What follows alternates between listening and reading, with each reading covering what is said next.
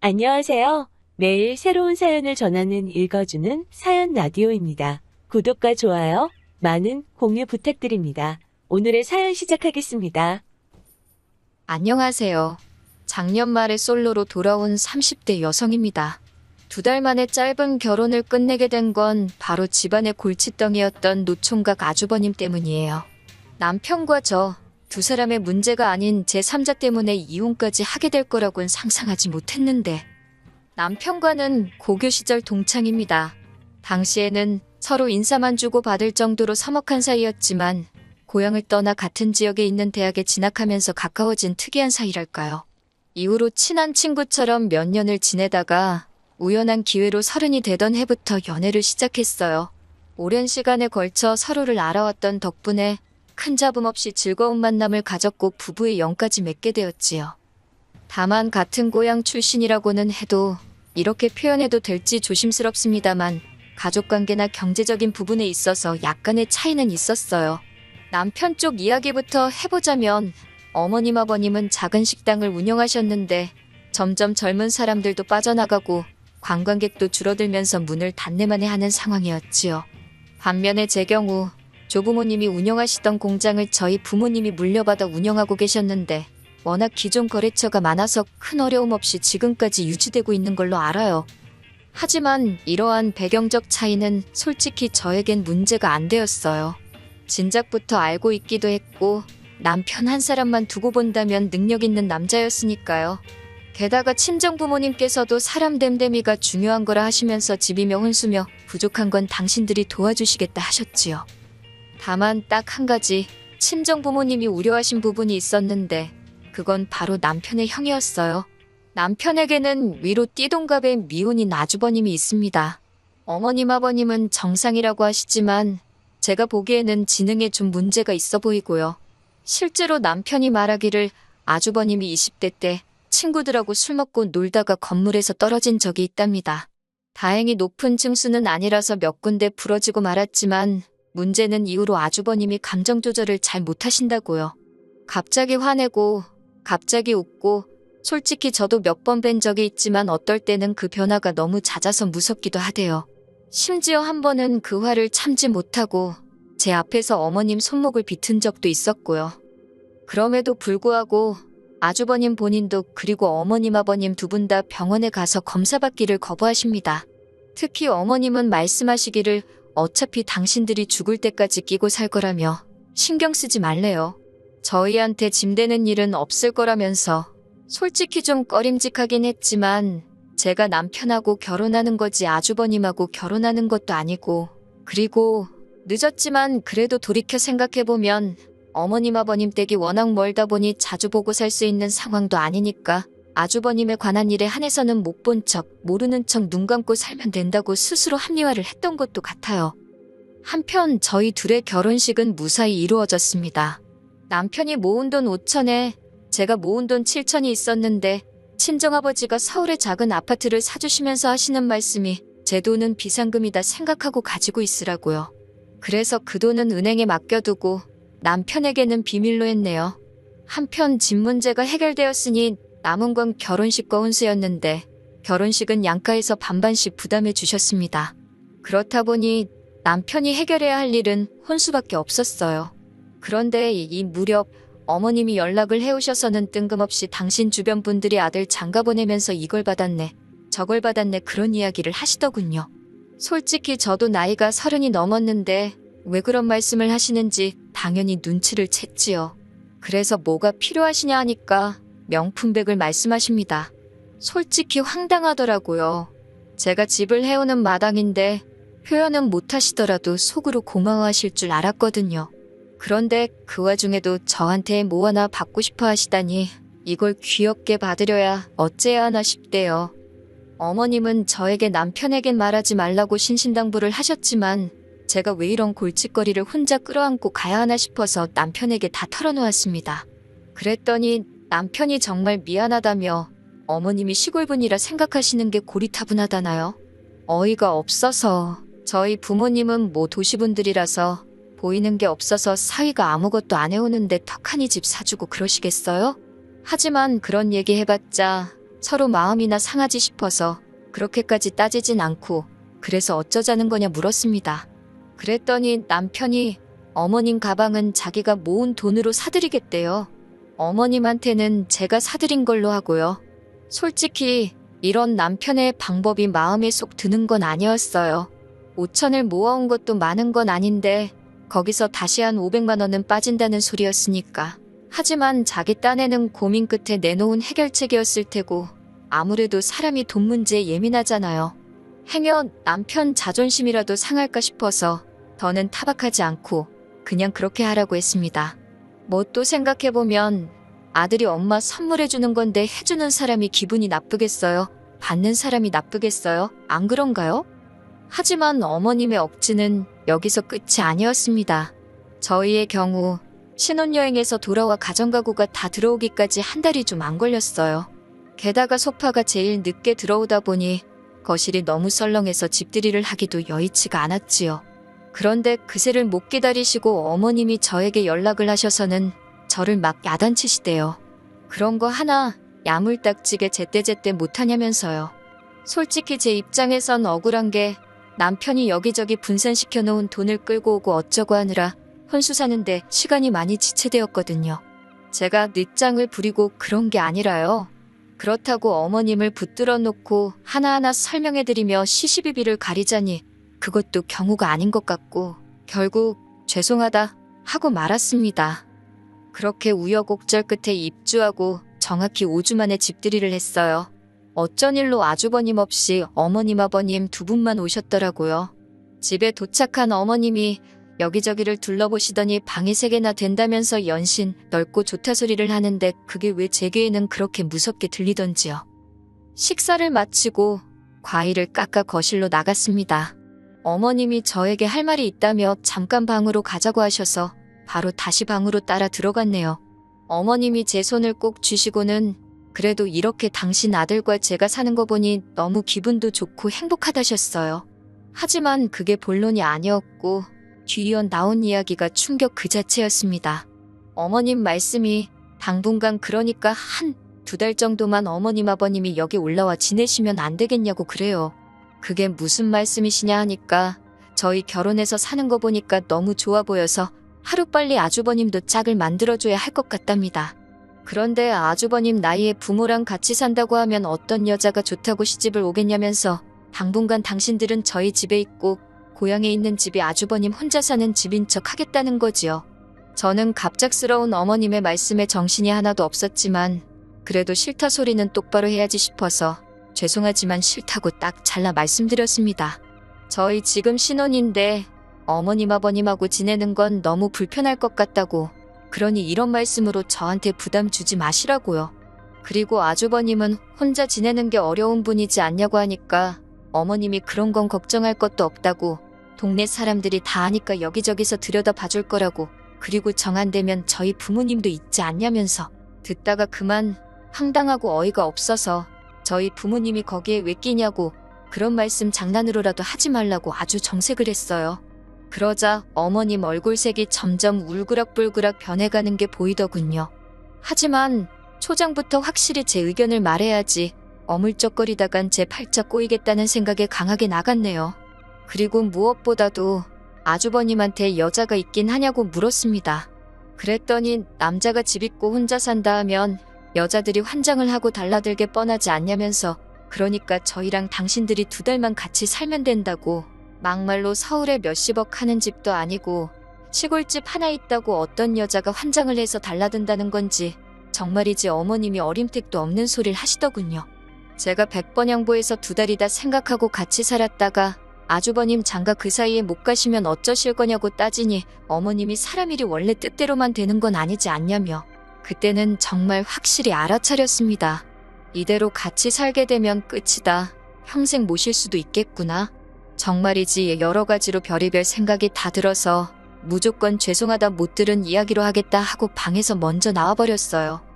그런데 더 충격적이었던 건 제가 방에서 나오는 순간 남편과 아버님 두 사람하고 다 눈이 마주쳤는데 둘 다 제가 안에서 어머님하고 무슨 이야기를 나눴는지 이미 알고 있다는 표정이었다는 거예요. 아버님이야 어머님 남편이니 그렇다 쳐도 남편이 뻔히 어머님의 계획을 알고 있었으면서 저와 상의 한마디 하지 않았다는 사실에 큰 배신감과 분노까지 들더군요.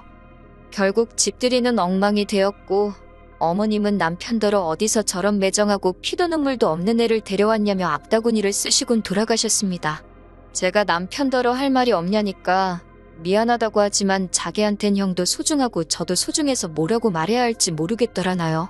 이렇게 우유부단한 사람이었나 싶은 게 말도 못하게 실망스러웠어요. 그리고 그날 이후로 한동안 어머님은 연락이 없으셨습니다. 솔직히 제 입장에선 오히려 편하고 좋았어요. 못된 며느리라고 욕하실 수도 있지만 쭉 이렇게 살아도 막말로 전 손해볼 거 없다 싶었지요. 그런데 제 기대는 얼마 못 가 박살이 났습니다. 하루는 어머님 아버님이 연락도 없이 무턱대고 저희 집에 찾아오셨거든요. 하시는 말씀이 돈을 달랍니다. 저기 어디 외국 여자랑 결혼시켜주는 회사가 있다면서 거기다 4천만 원을 주면 젊은 여자로, 그것도 하시는 말씀이 저를 쳐다보시면서 너보다도 젊은 여자로 데려올 수 있다고 그러시는 거예요. 솔직히 상대해줄 가치도 못 느껴서 그래서요 라고 짧게 되물었습니다. 그랬더니 저 때문에 지금 아주버님이 장가를 못 가게 생긴 거나 마찬가지 아니냐며 그러니까 저더러 책임을 져야 할 거 아니냐고요.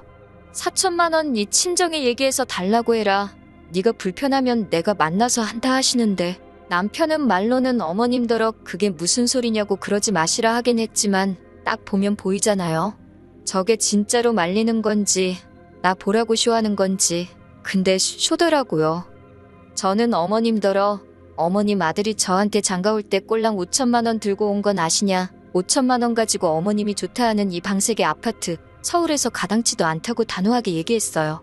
그나마 제가 어머님 아들을 사랑한다는 이유로 이렇게 데리고 살고 있는 거라고.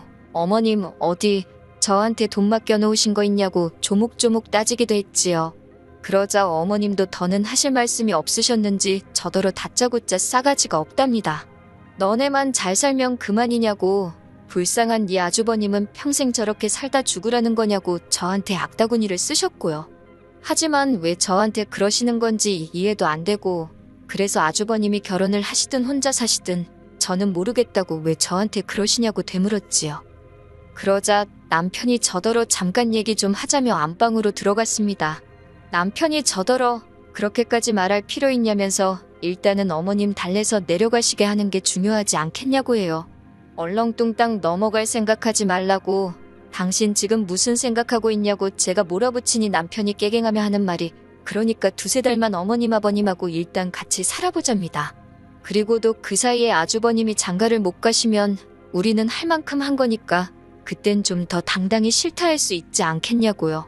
그리고는 어머님도 어느새 들어오셔서 하는 말이 같이 살아도 일절 간섭 안 하겠다는 말로 저를 달래기 시작했어요.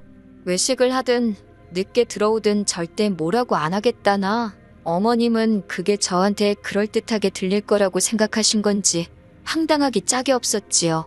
결국 제가 어머님께 이렇게 말했네요. 애시당초 제 집인데 제가 외식을 하든 늦게 들어오든 그걸 왜 어머님이 허락을 해주고 말고 하실 생각이냐고요. 남편더러 그렇게 걱정되면 네가 나가서 집 구해서 어머님 아버님 따로 모시고 석 달 내에 아주버님 장가 보내고 들어오라 했습니다. 이 집에선 다 같이 못 산다고. 이유를 설명할 필요도 없다. 내 집인데 내가 싫다는데 내가 왜 설명을 해야 하냐고. 저도 너무 지쳐서 더는 따지고 이해시키고 그러기도 싫더라고요. 그러자 어머님은 저더러 뭐 저런 엑스이 다 있냐고 욕을 하셨고, 남편도 저더러 진짜 너무한다면서 제 편을 들어줄래야 들어줄 수가 없다나. 그래서 다 나가라고 했어요. 다 꼴도 보기 싫다고요. 그렇게 남편과 저는 그 오랜 시간의 인연을 뒤로하고 단 며칠 만에 남남이 되어버렸습니다. 허무하고 기가 막히대요. 어머님은 저희가 칼로 물베기 같은 싸움을 했다고 생각하셨는지 저희가 완전히 갈라서기로 했단 소식을 전했을 때 거의 기절 직전까지 가셨던 모양이에요. 아들 하나 더 장가 보내려다가 이게 웬일이냐면서 어머님 본인의 말씀에 따르면 가슴에 피멍이 들 만큼 스스로를 치셨다며 저더러 마음 풀나셨지만 이상하게도 그런 이야기를 들을수록 제 마음이 차게 식더라고요. 친정 부모님께서는 그래도 아니다 싶었을 때 빨리 그만두는 것도 용기라면서 저에게 기죽지 말라셨습니다. 친정어머니가 어떻게 보면 네 남편이 그 집 기둥이 아니냐며 남의 집 기둥은 함부로 빼오는 게 아니라고요. 친정아버지도 돈 같은 건 있는 집에서 더해주면 해결될 줄 알았는데 하시며 생각이 많으신 눈치였고 아무튼 자식으로서 못 보일 꼴 보여드린 것 같아 지금도 죄송스럽기만 합니다. 앞으로 즐겁고 행복하게 사는 모습만 보여드릴 수 있도록 더 힘내야겠지요. 긴 이야기 들어주셔서 감사합니다. 오늘의 사연은 여기까지입니다. 구독과 좋아요, 알람 설정해주시면 앞으로 더 좋은 사연으로 찾아오겠습니다. 감사합니다. 안녕하세요. 매일 새로운 사연을 전하는 읽어주는 사연 라디오입니다. 구독과 좋아요, 많은 공유 부탁드립니다. 오늘의 사연 시작하겠습니다. 안녕하세요. 지 몸뚱아리 하나 간수 못하고 설치는 신우 때문에 남편 버린 30대 여성입니다. 남편과는 대학 다니던 시절부터 알고 지낸 사이예요. 처음에 남편과 알게 되었을 때 제 나이 22살, 남편 나이 26살로 제 눈엔 군대까지 다녀온 남편이 한참 어른같이 느껴졌지요. 그래서 좋은 오빠 동생으로 지내다가 한층 더 가까운 사이로 발전한 건 제가 대학을 졸업하고 직장 생활을 시작하면서였어요.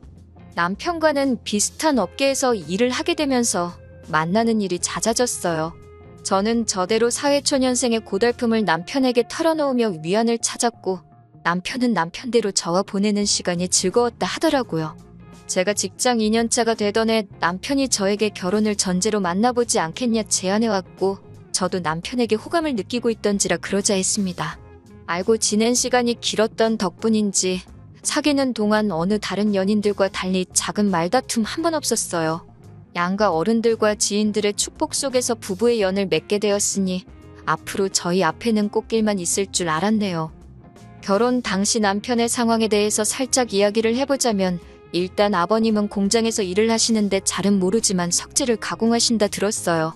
어머님은 동네에서 떡집을 하시다가 몇 년 전 문을 닫으시고 이후로는 동네 아주머니들한테 가끔 소일거리를 받아다 하고 계신다고요. 그리고 남편의 형제 관계로는 위로 2살 많은 장가간 아주버님과 아래로 2살 어린 신우가 있습니다. 아주버님과 형님은 작은 마트를 운영하면서 시댁 근처에 살고 있었고 신우는 대학을 졸업한 뒤 취업 준비를 하고 있었지요. 경제적으로 넉넉한 환경은 아니었지만 그래도 가족들 모두 자기 몫을 한다고 해야 하나 한마디로 평범했어요. 한편 저희 친정의 경우 아버지는 초등학교 교사로 어머니는 고등학교 교사로 근무하셨습니다. 그러다 제가 결혼하고 얼마 지나지 않아 두 분 다 은퇴를 하셨고 지금은 두 분이 여기저기 여행 다니며 즐겁게 살고 계세요. 그리고 말이 나와서 말이지만 제가 형제자매가 따로 없는 외동이기도 했고 부모님 두 분 다 계속해서 맞벌이를 하셨던 덕분에 제 어린 시절은 주변 또래에 비해 유복한 편이었습니다. 신혼집 같은 경우 돈이 없었던 건 아니었지만 남편이 계속해서 이직을 목표로 하고 있던 탓에 지역을 정하기가 어려웠어요. 그래서 일단은 남편과 저 두 사람 직장 가운데 쪽에 위치한 빌라에 전세로 들어갔지요.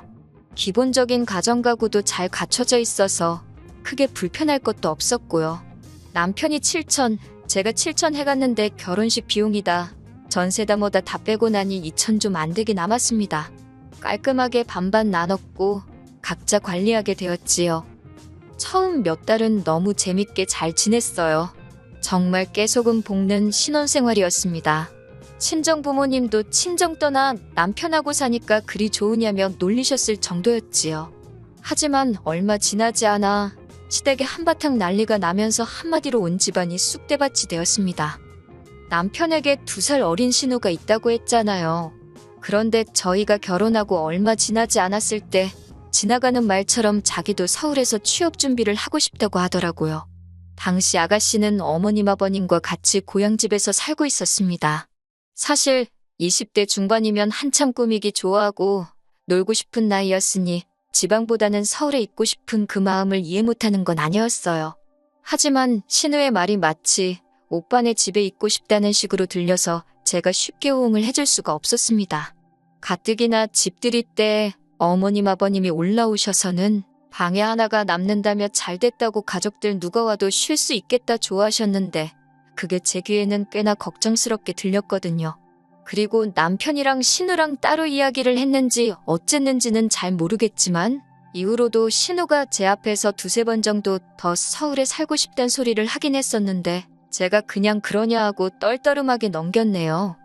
하지만 신우는 제가 생각했던 것 이상으로 진지했던 모양이에요. 그런 대화를 나누고 한 달도 되지 않아서 취업 준비를 핑계 삼아 서울에 있는 고시원으로 들어왔더라고요. 그때 솔직히 어머님께서 저를 좀 원망하시는 눈치였어요. 듣자니 신우가 저한테 몇 번이고 서울에 가고 싶다 소리를 했다는데 그러는 애한테 시원하게 한번 우리 집으로 오라 소리 해주면 어디 덧났겠냐고. 당신 딸, 그러니까 신우가 그 일로 저한테 많이 서운해한다나요. 그 이야기를 들었을 땐 저도 좀 억울했던 게 솔직히 신우가 처음부터 저에게 단도직입적으로 물어봤다면 저도 며칠은 와 있으라고 했을 수도 있지요. 그런데 자꾸 빙빙 돌려서 서울 좋냐, 서울 가서 살고 싶다, 그런데 돈이 없다, 그런데 서울 살면 너무 좋겠다, 그런 소리만 해대니 막말로 제가 뭐가 아쉬워서 먼저 우리 집에 와 있으라고 판을 깔아주겠어요? 하지만 여기까지도 어머님이 제 면전에 대고 뭐라고 화를 내고 그러신 건 아니니 그냥 억울하다 생각만 하고 넘겼습니다. 그런데 신우도 진짜 골 때리더라고요. 올라온 지 3개월 만에 사고를 쳐도 아주 큰 사고를 쳤거든요. 그건 바로 같은 고시원 위층에 사는 남자랑 연애를 했답니다. 연애만 했으면 다행이겠지만 그 와중에 애가 생겼다고 울면서 저희 남편과 아주버님께 어쩌냐고 전화를 했던 모양이에요. 두 남자가 그 자식 죽여버린다면 난리가 났는데 저나 형님 생각은 아니 애를 뭐 혼자 만드나요. 둘이 쿵짝이 맞으니 생긴 거 아니냐는 거였지요. 그런데 더 어이가 없는 건 남자 쪽에서 대번에 결혼 안 한다고 그랬답니다. 가서 지우던지 혼자 낳아 키우던지 마음대로 하라고 자기는 결혼 생각 없다고 아주 발뺌을 하더래요. 거기까지 알고 나니 그때는 아가씨가 좀 불쌍하더라고요. 형님도 일을 어쩌면 좋냐, 어머님 아버님께는 뭐라고 말하냐, 머리가 아파 죽겠다 하시고 사실 아주버님과 형님은 애들도 둘이나 키우고 있었으니 여러 가지로 저보다 더 마음이 복잡하지 않았을까 싶어요. 결국 그렇게 저희 부부, 아주버님네 부부 그리고 신우와 그 남자까지 6명이 만나게 되었습니다. 아주 그냥 만나기만 하면 그 남자 다리 몽댕이라도 부러뜨려 놓을 것 같이 저희 남편이고 아주버님이고 열을 내더니 막상 신우가 그 남자한테 절절 매는 걸 보니까 강제로 뜯어놓을 수도 없고 남자를 달래야겠다 싶었나 봐요. 자기들 여동생 인생은 어쩌냐며 거의 애걸복걸을 하더만요. 빈정거릴 생각은 없지만 그런 오빠들을 옆에 두고 남자한테 잘 보이려고 전전긍긍하는 신우를 보고 있으니 한심하기 짝이 없었네요. 그리고 세상에 비밀은 없다는 말처럼 하루는 어머님이 연락도 없이 신우가 어떻게 지내는지 한번 보셔야겠다며 반찬을 싸들고 서울에 오셨어요. 그리곤 모든 상황을 알게 되시었지요. 그 길로 어머님은 알아놓으시고 그래도 우여곡절 끝에 결국 신우는 결혼을 하게 되었습니다. 그 남자나 남자 부모나 원치 않는 결혼인데 억지로 하는 거라며 한 푼도 못 보태준다고 해서 저희 어머님 아버님이 5천 그리고 아주버님이 5천인가 해주셨대요. 저희 남편도 도와주고 싶어 안달난 강아지처럼 끙끙거리더니 저랑 상의도 없이 결혼 때 남은 돈 갖다 준 모양이 돼요. 괘씸하긴 했지만 지 돈 지가 쓰겠다는데 내가 뭐라 하나 싶어서 참고 넘어갔습니다. 하지만 아주버님네가 문제였어요. 솔직히 아주버님이 5천을 해주셨다 소리를 들었을 때 아주버님도 아주버님이지만 형님이 여장부다 싶었거든요. 그 5천을 돌려받을 수 있다는 보장도 없는데 어떻게 신우 시집 가는데 턱하니 내놓나 싶어서요. 그런데 알고 보니 형님이랑 상의도 없이 아주버님이 가게를 담보로 대출을 받아서 줬던 모양입니다. 형님이 그 사실을 아시고는 아주버님더러 네가 사람이냐며 네 애들 생각은 안 하냐고 대판 싸웠다대요. 그리고는 형님이 애들 둘 데리고 당신 친정으로 가버렸다고요. 그래도 그때는 형님이 이혼까지 각오한지는 몰랐습니다만 이 두 사람 정확히 1년 뒤에 남남이 되었어요. 아주버님이 유책사유자로 양육권은 형님이 가지셨다대요. 한편 시간이 흘러 신우도 아들을 낳았습니다. 아주버님이나 제 남편 둘 다 처음 생긴 조카라며 어지간히 이뻐하더라고요. 신우 남편도 애가 나오고 나니까 전과 달리 신우나 얘한테 잘하는 듯 했고요. 게다가 아버님 소개로 아버님 친구분 공장에 취업해 일도 착실하게 다닌다고 아버님이 좋아하셨지요. 하지만 문제는 신우였습니다. 신우는 애를 낳고 나더니 전처럼 다시 놀기 좋아하는 철부지로 되돌아가더라고요. 어머님이 하소연하듯 말씀하시길 신우 남편한텐 친정에 갔다 온다고 해놓고 애만 어머님께 맡겨두고 밤새 술 먹고 다니기도 수차례였다대요. 걸핏하면 자기 남편한테 어머님을 팔아댄 거지요. 그러다 결국 사단이 났어요.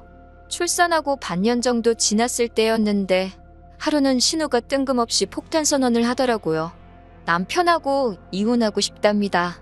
한다는 말이 자기가 애 아빠, 그러니까 자기 남편을 사랑하지 않는다면서 자기에게 진정한 사랑이 찾아왔다나요. 아버님 공장에는 파키스탄에서 온 직원이 한 명 있었는데 그 사람을 사랑한다나? 그래서 같이 돈 벌어서 파키스탄에 갈 거라고요. 상황은 점점 생각지 못한 방향으로 흘러갔습니다. 그래, 이혼하자. 그렇게 나올 줄 알았던 신우 남편이 애한테는 엄마가 필요하다며 이혼을 못 해준다고 버텼거든요.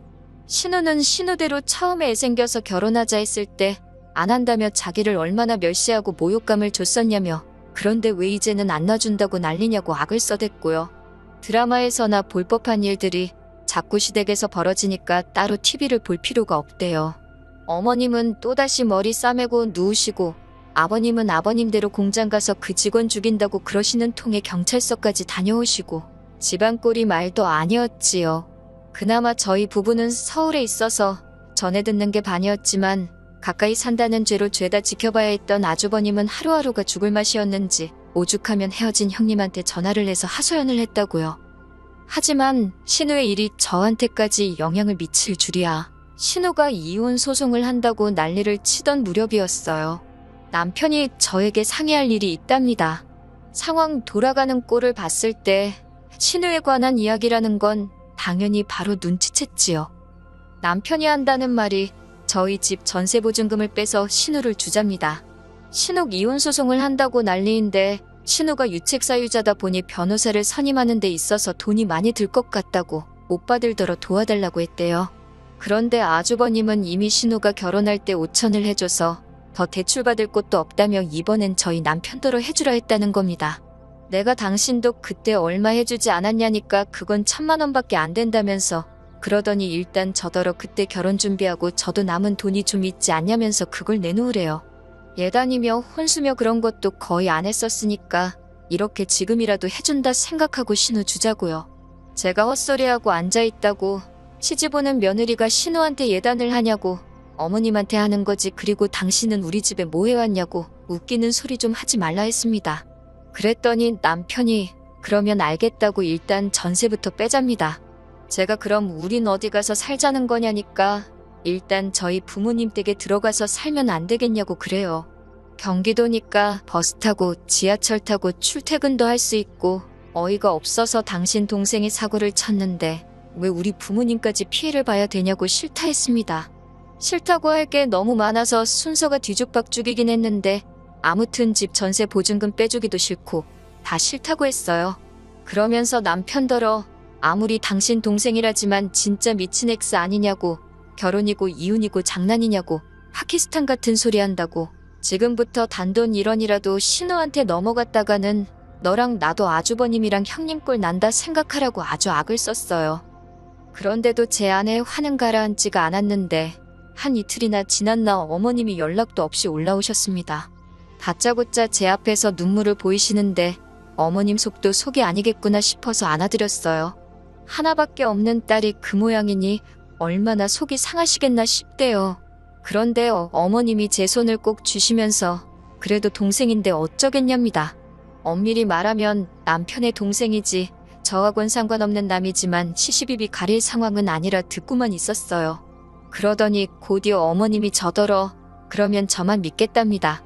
어려울수록 힘을 합하는 게 가족 아니겠냐고 이건 아닌데 싶어서 한마디 할까 하다가 남편하고 어머님하고 이야기할 게 아니다. 당사자하고 얘기를 해야겠다 싶어서 어머님 모셔다 드린다 하고 그대로 차 끌고 내려갔습니다. 어머님을 내려드리고 신우한테 전화를 했어요. 아가씨 보려고 내려왔으니 이야기 좀 하자니까 순순히 나오대요. 카페에서 자리를 잡고 앞으로 어떻게 할 생각이냐 물으니 오빠, 그러니까 저희 남편이랑 저랑 이야기 다 된 거 아니냐입니다. 무슨 이야기냐고 하니까 이혼 소송하기로 했대요. 이렇게 불행한 결혼 생활은 할 수가 없다고, 자기는 애도 필요 없다면서요. 저는 오빠가 뭐라고 했는진 모르겠지만 아가씨 이혼 소송비 대주면 우리는 헤어지기로 했다. 우리 부부도 아주버님네처럼 헤어지길 바라는 건 아닐 거 아니냐. 그러니 잘 사는 오빠들 그만 건들고 아가씨 본인 앞가림은 스스로 해라 했습니다. 그런데 좋은 말로 타이르든 말을 하니까 제가 만만해 보였나 봅니다. 저더러 제3자 주제에 왜 이래라 저래라냐면서 저더러 빠져있으래요. 그래서 결국 험한 소리가 나갔지요. 지 몸 하나 간수도 못하고 사는 게 불쌍하다고, 사랑 같은 소리 한다고, 네 덕에 형제들 죄다 호래비 만들어서 좋겠다고 미친 엑스야. 정신 차리고 살라고요. 그제서야 말문이 막혔는지 신우가 절멍한 표정으로 쳐다보던데 그러던지 말던지 뒤로 하고 차 끌고 올라왔습니다. 집에 도착하니 그새 신우가 남편한테 일렀는지 저더러 어떻게 자기 여동생한테 그런 소리를 할 수 있냐고 실망이라고 따지더군요. 그래서 그렇게 불쌍하면 네가 네 동생 데리고 살라고 했어요. 이 집 전세 보증금 나오면 정확히 반반 가르자 했고요. 나는 그 돈 가지고 친정으로 돌아갈 테니 너는 네 여동생한테 꼬라박던지 말던지 맘대로 하라니까 자긴 저랑 안 헤어진답니다. 그런데 저흰 청약대의 혼인신고 전이었거든요. 그러니 남편 말에는 뭐 힘이 없었지요. 하루빨리 전세 계약한다는 사람이 나타나야 되는데 하며 지금은 친정에 와 있습니다. 전세 계약은 제 이름으로 해뒀던지라 별 걱정도 안 되네요. 신우 그 물건은 인생의 쓴맛을 한번 봐야 돼요 진짜. 지 때문에 오빠 둘 다 이혼하고 이게 무슨 꼴이냐고요? 어머님 아버님은 형님 때도 그러시고 무슨 자신감이신지 며느리들한테 지금이라도 숙이고 들어오라는 건지 모르겠습니다. 딸 간수나 잘하셨으면 좋겠네요. 긴 이야기 들어주셔서 감사합니다. 오늘의 사연은 여기까지입니다. 구독과 좋아요, 알람 설정해주시면 앞으로 더 좋은 사연으로 찾아오겠습니다. 감사합니다. 안녕하세요. 매일 새로운 사연을 전하는 읽어주는 사연 라디오입니다. 구독과 좋아요, 많은 공유 부탁드립니다. 오늘의 사연 시작하겠습니다. 안녕하세요. 화려한 싱글로 돌아온 30대 여성이에요. 친구들이 저에게 왜 이혼했냐고 물으면 저는 웃으며 먹는 것 때문에 이혼했다 대답합니다. 그러면 친구들은 어이가 없어서인지 그게 뭐냐고 한마디 하곤 더 궁금해하지도 않아요. 그런데 저 정말로 음식 때문에 이혼했습니다. 음식 가지고 유치하고 치사하게 행동하시는 어머님과 그런 어머님을 어쩌지 못하는 모질이 같은 남편을 보고 있으니 제 앞날이 캄캄했거든요. 솔직히 남편이라고 부르기는 싫은데 그렇다고 실명을 밝힐 순 없으니 일단은 남편이라고 부를게요. 남편과는 친구의 소개로 만났습니다. 저랑 친구는 고교 동창이고 친구와 남편은 대학교 동기 사이예요. 친구가 보기에 저랑 남편이 성격도 비슷하고 성향도 같아서 잘 어울릴 것 같다며 자리를 만들었지요. 그리고 친구 말대로 저희는 여러 가지로 쿵짝이 잘 맞아서 사귀는 동안 어느 다른 연인들처럼 다투거나 상처를 주고받는 일도 없었습니다. 그렇게 인연을 만나다 지난해 부부의 연을 맺었네요. 저와 연애를 하던 당시 남편은 혼자 자취생활을 하고 있었어요. 원래 남편은 서울에서 2시간 거리의 지역에서 나고 자랐는데 서울로 대학을 합격하면서 혼자 살기 시작했대요. 처음 어머님 아버님에게 인사를 드렸던 날부터 이야기해보자면요. 아버님은 처음 만난 저에게 퇴근하고 오느라 고생했다는 인사를 건네시는 무난한 분이셨고 어머님은 어른께 이렇게 표현해도 될지 모르겠지만 깐깐하고 새침한 분 같더라고요. 편하게 대화를 이끌어주시거나 인자한 미소를 보여주시는 분과는 거리가 멀었지요. 게다가 어머님의 아들, 그러니까 제 남편이 처가인 저희 집에서 상다리 부러질 만큼 대접을 받고 왔다 들었다며 그런데 당신은 차린 게 이것밖에 없어서 미안하다는 말씀과 달리 어머님 얼굴에는 사돈에 대한 고마움이나 차린 게 없는 식탁에 대한 민망함은 조금도 엿볼 수 없었달까요? 어머님이 차리신 식탁에는 소고기 묵국에 밥, 신김치와 장아찌 그리고 마른 김이 전부였습니다.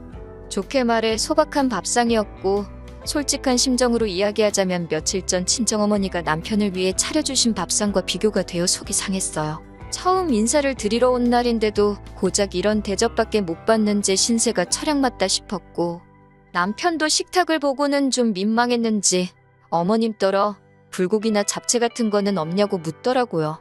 그러자 어머님께서는 음식이 정성이 중요한 거지 가짓수가 문제냐고 한마디 하셨는데, 그게 제 귀에는 왠지 곱게 들리지는 않았습니다. 어머님이 직접 퍼주신 제 국그릇에는 소고기 묵국이라는 이름이 남사스러울 만큼 고기라곤 꼴랑 2점이 들어있는 게 전부였어요. 반면 남편의 국을 힐끔 보니 그냥 소고기국이라고 부르는 게 맞겠다 싶을 정도로 고기가 가득 차 있더라고요. 보통 대부분의 여자들이라면 치사하다 생각은 할지라도 그냥 참고 먹었겠지만 저는 그러고 싶지가 않았지요. 그래서 남편더러 내 건 고기가 너무 없다고 바꿔 먹자 했습니다. 그러자 어머님께서 저더러 고기가 더 먹고 싶으면 가져다 퍼먹지 왜 당신 아들 밥그릇을 넘보냐시대요. 그제서야 남편이 제국 그릇을 보더니 어머님더러 이게 뭐냐고 일부러 그런 거냐며 자기 딴에는 농담식으로 한마디 하더군요. 남편이 가끔 눈치가 없어서 불만이었는데 그날은 그 눈치 없음이 어찌나 반갑던지요. 그제서야 어머님은 남편에게서 제 국그릇을 낚아채듯 가져가시면서 고기에 더 퍼주면 될 것 아니냐 하셨어요. 하지만 이미 제 기분은 상할 대로 상한 상황이었고, 그래서 밥이 입으로 들어가는지 코로 들어가는지 모르겠더라고요. 게다가 어머님은 제가 사간 꽃을 보시고는 꽃이 이쁘다 한마디만 하셨을 뿐 저에 대해서 어떤 관심을 보이지도 물어보지도 않으셨습니다. 기분 상하는 첫 만남을 끝내고 집에 돌아오는 길이었어요. 남편이 제 눈치를 살피는 듯 하더니 갑자기 뜬금없는 소리를 하더군요. 웃긴 걸 보면서 박장대소를 하는 사람이 있는가 하면 그냥 속으로 웃고 마는 사람이 있기도 하다나요. 제가 남편더러 그래서 지금 무슨 말이 하고 싶은 거냐고 따졌습니다. 어머님이 나한테 하신 행동들이 어머님 속마음하고는 좀 다를 수도 있다. 뭐 그런 식으로 감싸드리고 싶은 거냐고 따졌지요. 그랬더니 남편이 한다는 소리가 꼭 그런 건 아니지만 다르게 생각하면 이해할 수도 있지 않냐는 말도 안 되는 소리로 둘러대더군요. 하지만 남편의 말 한마디에 손바닥 뒤집듯 쉽게 바뀔 마음이 아니었습니다. 그러기엔 낮에 받은 충격이 제법 컸으니까요. 저는 결국 남편에게 솔직히 말해서 내가 당신보다 못난 게 뭐고 부족한 건 뭔데 어머님이 나한테 저러시는지 모르겠다 했지요. 그랬더니 남편이 한다는 소리가 어머님이 아들 장가 간다니까 서운해서 저러시는 거 아니겠냐며 저더러 너무 날 세우지 말고 이해를 하려고 노력을 해보랍니다. 무책임한 남편의 말에 실망한 제가 미움의 구박까지 받아가며 당신과 결혼하고 싶은 생각은 없으니 이쯤에서 헤어지자고 이별을 고했네요. 그리고 한 2, 3주쯤 지났던 때였을 거예요. 모르는 번호로 전화가 걸려왔는데 제가 당시 이직 준비를 하면서 여러 회사들과 인터뷰를 하고 있었거든요. 그래서 전화만 왔다 하면 아는 번호건 아니건 상관없이 일단 받고받지요. 그러다 그만 어머님이 거신 전화를 받게 되었습니다. 예전에 새침한 톤은 온데간데 없이 다정한 목소리로 저를 한번 만나고 싶다 하셨어요. 당연히 저는 남편과도 이미 끝났고 어머님을 볼 이유가 없을 것 같다 말씀드렸지만 어머님은 막무가내시대요. 당신 아들이 제가 보고 싶다고 끙끙 앓고 있다며 일단 어머님과 저 단둘이서 한 번만 만나자고요. 결국 고민 끝에 어머님과 약속을 잡았습니다. 헤어졌어도 그간의 정 때문인지 아프다니까 걱정이 되기도 했거든요. 며칠 뒤 어머님과 만나기로 한 당일이 되었을 때 무슨 일이 있더라도 할 말은 하고 온다는 마음가짐으로 약속 장소에 나갔습니다. 그리고 저는 어머님으로부터 뜻밖의 소리를 듣게 되었네요. 하시는 말씀이 당신이 그날 개인적으로 안 좋은 일도 있고 해서 뜻하지 않게 저에게 예민하게 행동하셨다고 미안하다셨어요. 솔직히 약간은 말도 안 되는 핑계다 싶기도 했는데 한편으론 어머님 연세에 당신의 실수를 인정하고 나아가 다른 사람에게 사과까지 한다는 게 쉬운 일은 아니잖아요. 아무튼 기대는커녕 생각지도 못한 어머님의 사과를 받고 나니 순간이었지만 어머님과 한결 마음이 가까워진 것도 같고 이후로 저는 남편에게도 사과를 받았고 얼마 지나지 않아 다시 어머님 아버님 댁에 정식으로 초대를 받아 가게 되었습니다. 그리고 그때는 첫 만남과 달리 외식을 하긴 했지만 어쨌든 저와 어머님 사이가 좋아지는 듯 했지요.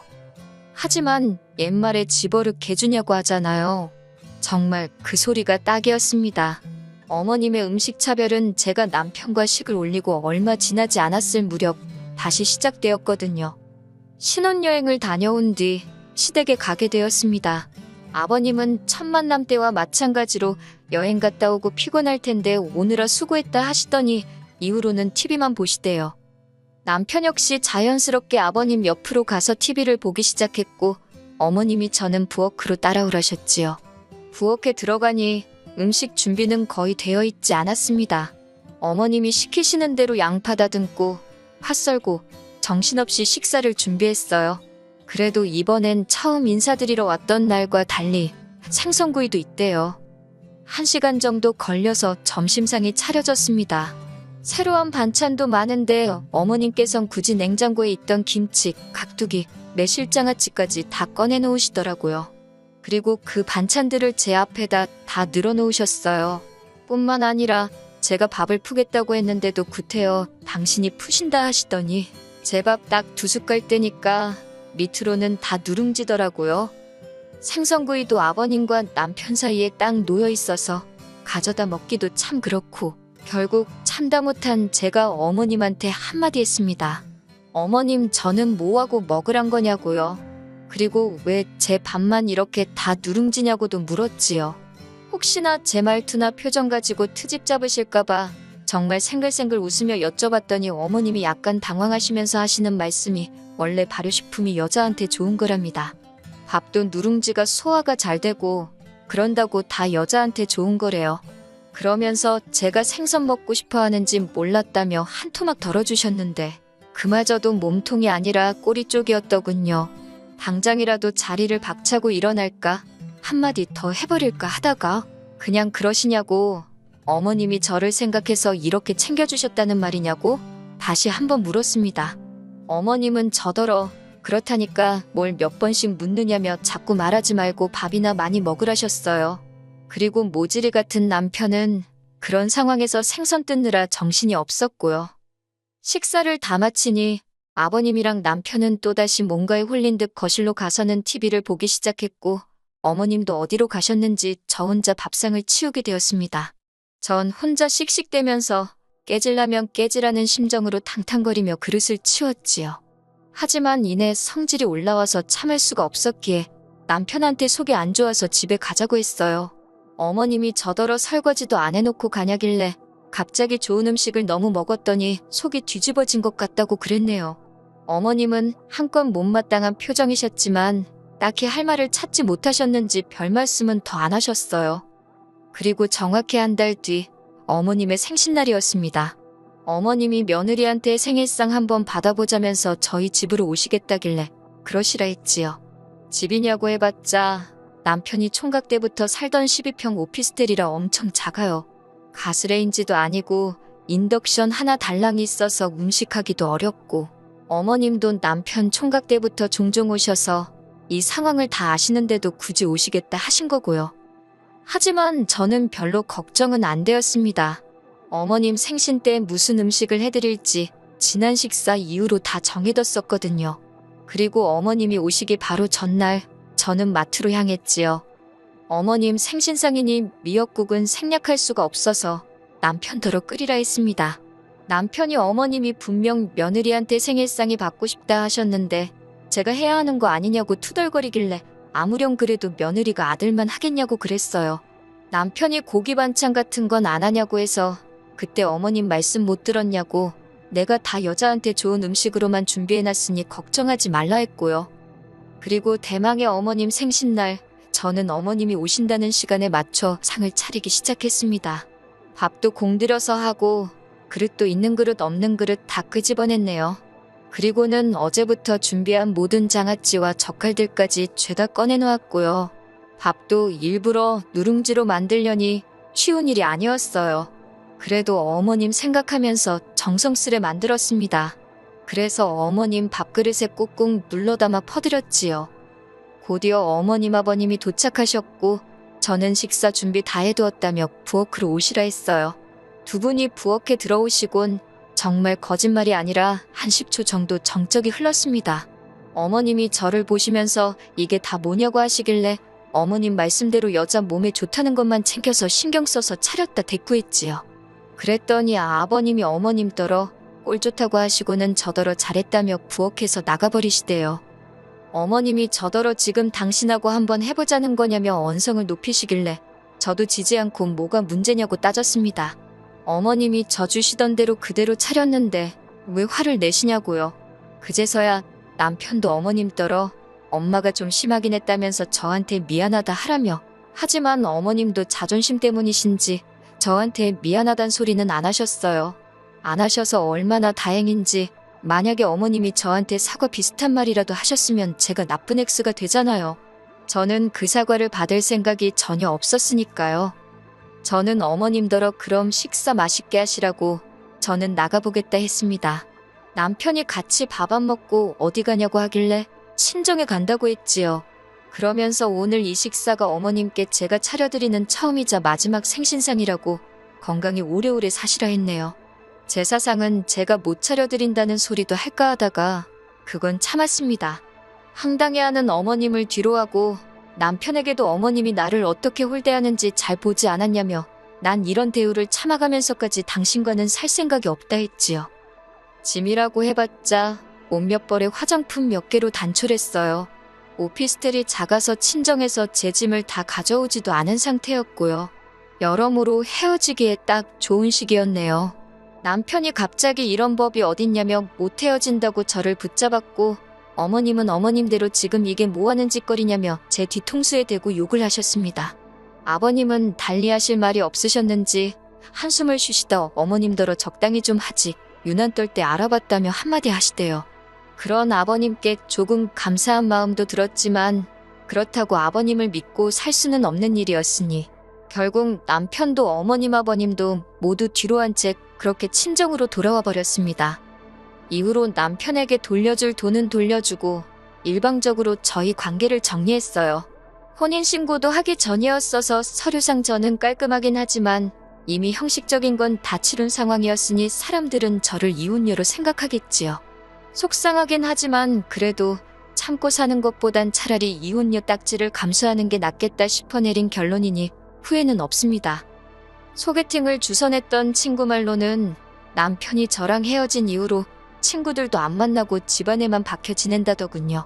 심지어 출근도 안 하고 식사도 안 한다는 얘기가 있다며, 그리고 그 때문인지 한 달쯤 지났을 때 어머님께서 연락을 해오셨습니다.